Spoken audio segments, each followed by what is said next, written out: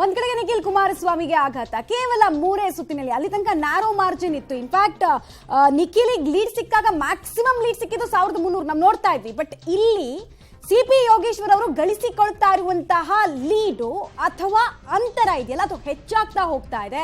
ಹೀಗಾಗಿ ಈ ಅಂತರವನ್ನ ಹೇಗೆ ಕಡಿಮೆ ಮಾಡ್ಕೊಳ್ತಾರೆ ನಿಖಿಲ್ ಕುಮಾರಸ್ವಾಮಿ ಅನ್ನೋದು ಕುತೂಹಲ. ಚನ್ನಪಟ್ಟಣದ 9ನೇ ಸುತ್ತು ಮುಕ್ತಾಯವಾಗಿದೆ.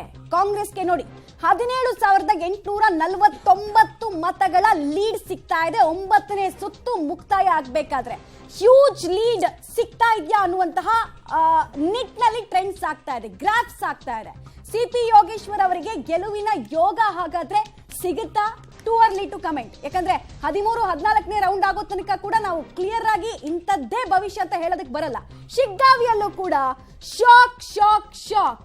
ಶಿಗ್ಗಾವಿಯಲ್ಲಿ ಒನ್ ಸೈಡ್ ಮ್ಯಾಚ್ ಅನ್ನೋ ರೀತಿ ಪರಿಸ್ಥಿತಿ ಇತ್ತು. ಬಟ್ ಮತ ಎಣಿಕೆ ಸ್ಟಾರ್ಟ್ ಆದ್ಮೇಲೆ ಬಿಜೆಪಿಯ ಕ್ಯಾಂಡಿಡೇಟ್ ಭರತ್ ಬೊಮ್ಮಾಯಿ ಅವರು ಬಹಳಷ್ಟು ಬೆವರನ್ನ ಹರಿಸ್ತಾ ಇದ್ದಾರೆ ಅನ್ನೋದು ಗೊತ್ತಾಗ್ತಾ ಇದೆ. ಕಾಂಗ್ರೆಸ್ಗೆ 6,479 ಮತಗಳ ಮುನ್ನಡೆ ಸಿಕ್ಕಿರೋದ್ರ ಮಾಹಿತಿ ಸಿಗ್ತಾ ಇದೆ. ಈಗ ಈ ಚನ್ನಪಟ್ಟಣ ಮತ್ತು ಶಿಗ್ಗಾವಿ ಎರಡು ನೀವು ನೋಡೋದಾದ್ರೆ ಶಿಗ್ಗಾವಿಯಲ್ಲೂ ಕೂಡ ಮುಸ್ಲಿಂ ಮತಗಳು ಡಾಮಿನೇಟ್ ಆಗಿರುವಂತ ಕೆಲವು ಭಾಗಗಳಿದೆ. ಸೊ ಚನ್ನಪಟ್ಟಣದಲ್ಲೂ ಕೂಡ ಮುಸ್ಲಿಂ ಡಾಮಿನೇಟ್ ಆಗಿರುವಂತ ಕೆಲವು ಭಾಗಗಳಿದೆ. ಅವ್ರು ನಿಮಗೆ ಕಾಂಗ್ರೆಸ್ ಅನ್ನ ಬಿಟ್ಟು ಬರುವಂತ ಪರಿಸ್ಥಿತಿಯಲ್ಲಿ ಸದ್ಯಕ್ಕಿಲ್ಲ. ಅದರಲ್ಲೂ ಕೂಡ ವಕ್ಫ್ ವಿಚಾರ ಆದ್ಮೇಲೆ ಜಮೀರ್ ಅವ್ರು ಹೇಳಿದ ಮೇಲೆ ಇವೆಲ್ಲ ಆದ ನಂತರ ಅದರಲ್ಲಿ ಆಚೆ ಬರುವಂತ ಪರಿಸ್ಥಿತಿ ಇಲ್ಲ. ಹಾಗಾಗಿ ಆ ಮತಪೆಟ್ಟಿಗೆಗಳು ಓಪನ್ ಆದಾಗ ಅಲ್ಲಿ ಶಾಕ್ ಆಗೇ ಆಗತ್ತೆ, ಯಾವ ಅನುಮಾನವೂ ಕೂಡ ಇಲ್ಲ. ಯಾವಾಗ ಇವರ ವೋಟ್ಗಳಿರುವಂತ ಕ್ಷೇತ್ರಗಳಿದೆಯಲ್ಲ ಅಲ್ಲೇನಾದ್ರೂ ಎಫೆಕ್ಟ್ ಆದ್ರೆ ಡೆಫಿನೆಟ್ಲಿ ಶಾಕ್ ಅನ್ಬೋದು. ಈಗ ಸದ್ಯಕ್ಕೆ ಮುಸ್ಲಿಂ ಡಾಮಿನೇಟ್ ಇರುವಂತ ಕ್ಷೇತ್ರಗಳ ರೌಂಡ್ಸ್ ಗಳು ಓಪನ್ ಆಗಿರೋದ್ರಿಂದ ಅಲ್ಲಿ ಯಾಸೀರ್ ಅವರಿಗೆ ಮುನ್ನಡೆ ಕಾಣಿಸಿಕೊಳ್ತಾ ಇದೆ. It's not a big margin ಅಂತ ನನಗನ್ನಿಸ್ತಾ ಇದೆ ಅಲ್ಲಿ ಹೋಗ್ತಾ ಇರುವಂತ ರೀತಿಯನ್ನ ನೋಡಿದ್ರೆ. ಕಾರಣ ಅದನ್ನು ಕವರ್ ಅಪ್ ಮಾಡಕ್ಕೆ ಲಾಸ್ಟ್ ಟೈಮ್ ಬೊಮ್ಮಾಯಿ ಅವರು ಕೂಡ ಸ್ಪರ್ಧೆ ಮಾಡಿದಂತಹ ಸಂದರ್ಭದಲ್ಲಿ ಆಗಲೂ ಕೂಡ ಇದೇ ರೀತಿಯಾಗಿ ಕಾಣಿಸ್ಕೊಳ್ತಾ ಇತ್ತು. ಮುಸ್ಲಿಂ ಡಾಮಿನೇಟ್ ಇರುವಂತ ಕ್ಷೇತ್ರದಲ್ಲಿ ಹೇಗೆ ವ್ಯತ್ಯಾಸ ಆಗ್ಬಿಡುತ್ತೆ ಅಂತ ಹೇಳಿ. ಚನ್ನಪಟ್ಟಣ, ಸಂಡೂರು, ಶಿಗ್ಗಾವಿಯಲ್ಲಿ ಕಾಂಗ್ರೆಸ್ ಮುನ್ನಡೆಯನ್ನ ಪಡ್ಕೊಳ್ತಾ ಇದೆ. ರಾಜ್ಯದ 3 ಕ್ಷೇತ್ರಗಳಲ್ಲೂ ಕೂಡ ಕಾಂಗ್ರೆಸ್ ಮುನ್ನಡೆ ಇದೆ. ಇಲ್ಲಿಯವರೆಗೂ ಏನ್ ಹೇಳ್ತಾ ಇದ್ದು, 2 ಕಡೆಗೆ ಎನ್ಡಿಎ, 1 ಕಡೆಗೆ ಕಾಂಗ್ರೆಸ್, ಅವರ ಕ್ಷೇತ್ರವನ್ನು ಅವರೇ ಉಳಿಸ್ಕೊಳ್ತಾರೆ ಅನ್ನುವಂತ ಲೆಕ್ಕಾಚಾರಗಳು ಕಾಣಿಸ್ಕೊಳ್ತಾ ಇತ್ತು. ಬಟ್ ಹಾಗೆ ಕಾಣಿಸ್ತಾ ಇಲ್ಲ. ಈಗ ಹೋಗ್ತಾ ಇರುವಂತ ರೀತಿಯನ್ನ ನೋಡ್ಕೊಳ್ತಾ ಇದ್ರೆ 3 ಕ್ಷೇತ್ರದಲ್ಲೂ ಕೂಡ ನಾವೇ ಗೆಲ್ತೀವಿ ಅಂತ ಕಾಂಗ್ರೆಸ್ನವ್ರು ಏನ್ ಹೇಳ್ತಾ ಇದ್ರು ಅದೇ ರೀತಿಯಲ್ಲಿ ಕಾಣಿಸಿಕೊಳ್ತಾ ಇದೆ. ಹಾಗಾಗಲ್ಲ ಮುಂದೆ ಹೋಗ್ತಾ ಹೋಗ್ತಾ. ಚನ್ನಪಟ್ಟಣದಲ್ಲಿ ಸರ್ 7, 8, 9, 10ನೇ ರೌಂಡ್ ಅಲ್ಲಿ ನಾವು ಲೀಡ್ ತಗೊಳ್ತೀವಿ ಅಂತ ಯೋಗೇಶ್ವರ್ ಅವರು ಹೇಳ್ತಾರೆ. ಅವ್ರ ಬೆಂಬಲಿಗರು ಇನ್ಫ್ಯಾಕ್ಟ್ ಈ ಫ್ಲೆಕ್ಸ್ ಗಳನ್ನೆಲ್ಲ ರೆಡಿ ಮಾಡಿಸ್ಕೊಂಡು ಡಿಜೆ ಎಲ್ಲ ಹಚ್ಚೋಕ್ ರೆಡಿ ಮಾಡ್ತಾ ಇದಾರಂತೆ. ಸೊ ಅದೇ ರೀತಿಯಲ್ಲಿ ಟ್ರೆಂಡ್ ಕಾಣಿಸ್ತಿದೆ. ಬಟ್ ಗ್ರಾಮೀಣ ಪ್ರದೇಶದಲ್ಲಿ ಆಗ್ಲೇ ಸರ್ ಹೇಳ್ದಾಗೆ ಗ್ರಾಮೀಣ ಭಾಗದಲ್ಲಿ ಚನ್ನಪಟ್ಟಣದಲ್ಲಿ ನಿಜವಾಗ್ಲೂ ಗೆಲುವು ಯಾರಿಗೆ ಯಾರೋ ಮಾಹಿತಿ ಕೊಡ್ತಾ ಇದ್ರು ಅಲ್ಲಿಯವರೇ ಸರ್. ಆಲ್ರೆಡಿ ಅವರು ಸೆಲೆಬ್ರೇಷನ್ಗೋಸ್ಕರ ದುಡ್ಡನ್ನ ಕೂಡ ಕೊಟ್ಬಿಟ್ಟಿದ್ದಾರೆ. ಯಾರಿಗೆ ಡೋಲ್ ಬಾರ್ಸೋರಿಗೆಲ್ಲ ಕಾಸು ಕೊಟ್ಬಿಟ್ಟು ಬರಕ್ ಹೇಳಿದ್ದಾರೆ ಅಂತ ಹೇಳ್ತಾ ಇದ್ರು. ಗೊತ್ತಿಲ್ಲ ಈಗ ಯಾಕೆ ಅಂತಂದ್ರೆ 10ನೇ ರೌಂಡ್ಸ್ ಆದ್ಮೇಲೆ ಶುರು ಆಗುತ್ತೆ ಅಸಲಿ ಆಟ.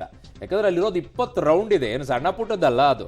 20 ರೌಂಡ್ಸ್ ಅಲ್ಲಿ ನಿಮ್ಗೆ ಇನ್ನೂ 1 ಲಕ್ಷ ಮತಗಳ ಎಣಿಕೆ ಆಗಬೇಕಾಗಿದೆ. 1 ಲಕ್ಷ, ಅದ್ರಲ್ಲಿ 17,000 18,000 ನಾಟ್ ಎ ಬಿಗ್ ಮಾರ್ಜಿನ್. ಕಾರಣ ಒಕ್ಕಲಿಗ ಪ್ರಾಬಲ್ಯ ಇರುವಂತದ್ದೇ 1 ಲಕ್ಷ ಮತಗಳಿರುವಂತಹ ಕ್ಷೇತ್ರದಲ್ಲಿ. ಆಮೇಲೆ ಜೆಡಿಎಸ್ ಕಾರ್ಯಕರ್ತರಿಗೂ ಗೊತ್ತಿತ್ತು ಸರ್ ಈ 4 ಸುತ್ತಿನಲ್ಲಿ ಅಂದ್ರೆ 7, 8, 9, 10ನೇ ಸುತ್ತಲ್ಲಿ ನಾವು ಫೈಟ್ ಕೊಡಬಹುದು, ಬಟ್ ಲೀಡ್ ತಗೊಳ್ಳೋದು ಕಷ್ಟ ಅಂತ. ಯಾಕಂದ್ರೆ ನೀವು ಮುಸ್ಲಿಂ ಬಾಹುಳ್ಯದ ಕ್ಷೇತ್ರ ಅಂತ ಮೆನ್ಷನ್ ಮಾಡ್ತಾ ಇದ್ರಿ. ಸೊ ಆ ವಾರ್ಡ್ಗಳಲ್ಲಿ ನಿಖಿಲ್ಗೆ ಮತ ಪ್ರಮಾಣ ಕಡಿಮೆ ಆಗುತ್ತೆ ಅನ್ನೋದು ಜೆಡಿಎಸ್ ಶಿಗ್ಗಾವಿ ಆಲ್ಸೋ. ಶಿಗ್ಗಾವಿಯಲ್ಲೂ ಕೂಡ ಅಷ್ಟೇ. ಬೊಮ್ಮಾಯಿ ಅವರು ಕೂಡ ಸ್ಪರ್ಧೆ ಮಾಡಿದಾಗ, ಈಗ ಭರತ್ ಅವರು ಸ್ಪರ್ಧೆ ಮಾಡಿದ್ದಾರೆ, ಬೊಮ್ಮಾಯಿ ಅವರು ಬಸವರಾಜ ಬೊಮ್ಮಾಯಿ ಅವರೇ ಸ್ಪರ್ಧೆ ಮಾಡಿದಾಗ ಅಲ್ಲಿ ಲೆಕ್ಕಾಚಾರಗಳು ಬರ್ತಾ ಇತ್ತು. ಸೊ ಚನ್ನಪಟ್ಟಣದ 10ನೇ ಸುತ್ತಿನ ಮತ ಎಣಿಕೆ ಯೋಗೇಶ್ವರ್ಗೆ 19,779 ಮತಗಳ ಮುನ್ನಡೆ ಇದೆ. ಮುನ್ನಡೆಯ ಅಂತರ ಜಾಸ್ತಿ ಆಗ್ತಾ ಇದೆ. 11ನೇ ಸುತ್ತೇನಿದೆ ಅಲ್ಲ ಮಮತಾ, ಅಲ್ಲಿಂದ ಇದೇ ರೀತಿಯಾಗಿ ಮತಗಳ ಮುನ್ನಡೆಯನ್ನೇನಾದ್ರೂ ಕಾಯ್ಕೊಂಡು ಹೋದ್ರೆ ಅವರು ಆಗ it's very tough for A Nikhil ಅಂತ ಹೇಳ್ಬೋದು. ಟಫ್. ಬಟ್ 11ನೇ ಸುತ್ತಿನಿಂದ ಮತಗಳ ಅಂತರ ಕಡಿಮೆ ಆಗ್ತಾ ಬಂದ್ಬಿಟ್ರೆ then it's a tough for Yogeshwar. So ಅಷ್ಟೇ. ಈಗ 11ನೇ ಸುತ್ತಿನಿಂದ ನಿಜವಾಗಿಯೂ ಕೂಡ ಚನ್ನಪಟ್ಟಣದ ಲೆಕ್ಕಾಚಾರ ಗೊತ್ತಾಗಬೇಕಾಗಿರೋದು 11ನೇ ಸುತ್ತಿನಿಂದ. ಒಂದು ಜಂಪ್ ಅಂತೂ ಸದ್ಯಕ್ಕೆ ಸಿಪಿ ಯೋಗೇಶ್ವರ್ ಅವರು ಅಫ್ಕೋರ್ಸ್ ತಗೊಳ್ಳೇಬೇಕು. ನಿಮಗೆ ಪ್ರತಿಯೊಂದು ಕ್ಷೇತ್ರಗಳಲ್ಲೂ ಕೂಡ, ಕೇವಲ ಚನ್ನಪಟ್ಟಣ ಶಿಗ್ಗಾವಿ ಅಂತಲ್ಲ, ಕರ್ನಾಟಕದಲ್ಲ ದೇಶದಲ್ಲಿರುವಂತ ಈ ಎಲ್ಲಾ ವಿಧಾನಸಭಾ ಕ್ಷೇತ್ರಗಳಲ್ಲೂ ಕೂಡ ಆ ಕ್ಷೇತ್ರದಲ್ಲಿ ಯಾವ ಅಭ್ಯರ್ಥಿ ಇರ್ತಾರೆ, ಆಮೇಲೆ ಆ ಪಕ್ಷ ಇರುತ್ತೆ, ಆ ಪಕ್ಷಕ್ಕೆ ಯಾವ ಜಾತಿ ನಿಂತ್ಕೊಳ್ಳುತ್ತೆ ಅನ್ನೋದ್ರ ಮೇಲೆ ಆ ಜಾತಿ ಎಲ್ಲಿ ಡಾಮಿನೇಟ್ ಆಗಿದೆ, ಎಷ್ಟು ಮತಗಳನ್ನ ಹೊಂದಿದ್ದಾರೆ, ಆ ರೌಂಡ್ಸ್ ಗಳು ಓಪನ್ ಆದಾಗ ನಿಮ್ಗೆ ಆಟೋಮೆಟಿಕ್ಲಿ ಕೆಲವೊಂದು ಟೈಮಲ್ಲಿ 10,000 ಇರುವಂತವ್ನು 20,000 ಜಂಪ್ ಆಗ್ಬಿಡ್ತಾನೆ. ಆಗಲ್ಲಿ ಇನ್ನೊಬ್ಬ ಕ್ಯಾಂಡಿಡೇಟ್ಗೆ 1,000 ಸಿಕ್ಕಿರುತ್ತೆ. ಕಾರಣ ಒಂದು ಮಾರ್ಜಿನಲ್ 9,000 ಬಂದ್ಬಿಡುತ್ತೆ. ಸೇಮ್ ಇಲ್ಲಿ ಆಗಿರುವಂತದ್ದು ಅದೇ. ಮುಸ್ಲಿಂ ಡಾಮಿನೇಟ್ ಇರುವಂತಹ ಚನ್ನಪಟ್ಟಣದ ನಗರ ಭಾಗದಲ್ಲಿರುವಂತಹ ವೋಟ್ಗಳೇನಿದೆ ಹ್ಯೂಜ್ ಆಗಿ ಜಂಪ್ ಆಗುತ್ತೆ.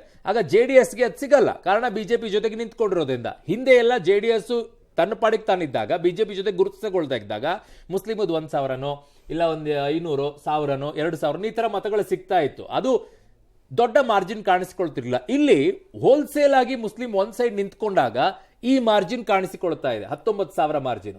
ಬಟ್ ಇನ್ನು ಮೇಲಿದೆ ನೋಡಿ, 11ನೇ ಸುತ್ತಿನಿಂದ ಚನ್ನಪಟ್ಟಣದ ಸುತ್ತಲೂ ಕೂಡ ಗ್ರಾಮೀಣ ಭಾಗಗಳಲ್ಲಿರುವಂತಹ ಓಟ್ಗಳಿದೆಯಲ್ಲ, ಒಕ್ಕಲಿಗ ಮತಗಳಿರುವಂತಹ ಜಾಗಗಳಿದೆಯಲ್ಲ, ಅದು ಓಪನ್ ಆದಾಗ ನಿಖಿಲ್ ಅವರು ಅಲ್ಲೂ ಕೂಡ ಓಟ್ಗಳನ್ನ ಪಡೆದುಕೊಳ್ಳದೆ ಇದ್ದರೆ ಆಗ ಟಫ್, ಬಹಳ ಕಷ್ಟ ಆಗ್ಬಿಡುತ್ತೆ. ನಿಖಿಲ್ ಅವರು ಮತ್ತೆ 3ನೇ ಬಾರಿಗೂ ಕೂಡ ಅನುಭವಿಸಬೇಕಾಗತ್ತೆ. ಬಟ್ JDSನವ್ರಿಗೆ ವಿಶ್ವಾಸ ಇರೋದು, ಸರಿ ಇದು ಬಿಟ್ಬಿಡಿ ಸರ್, ಈ 4 ರೌಂಡ್ಸ್ಗಳು ನಮಗೆ ಗೊತ್ತಿರೋದೇ, ಈ ಮಾರ್ಜಿನ್ ನಮಗೆ ಬರೋದಿಲ್ಲ ಅಂತ ಹೇಳಿ ಇದನ್ನ ನಾವು 10 ರೌಂಡ್ಗಳಲ್ಲಿ, ಇನ್ನೇನು ಉಳಿದಂತ 9-10 ರೌಂಡ್ಗಳಿದೆ, ಇದರಲ್ಲಿ ನೋಡಿ ಯಾವ ರೀತಿಯಾಗಿ ವಾಪಸ್ ಬರ್ತೀವಿ ಅಂತ ಹೇಳಿ ಅದವ್ರಿಗೆ ವಿಶ್ವಾಸ ಇದೆ.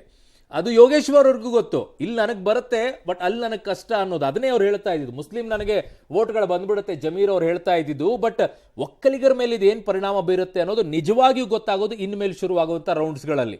ಈಗ ಸೇಮ್ ಶಿಗ್ಗಾವಿಯಲ್ಲೂ ಕೂಡ ಅಷ್ಟೇ. ಶಿಗ್ಗಾವಿಯ ಕೆಲವು ಭಾಗಗಳಲ್ಲಿ ಮುಸ್ಲಿಂ ಡಾಮಿನೇಟ್ ಇರುವಂತಹ ಕ್ಷೇತ್ರಗಳೇನಿದೆ ಅಲ್ಲಿ ವೋಟ್ಗಳ ಸಮಸ್ಯೆ ಬೊಮ್ಮಾಯಿಯವರು ಎದುರಿಸಿದ್ದಾರೆ. ಅದನ್ನ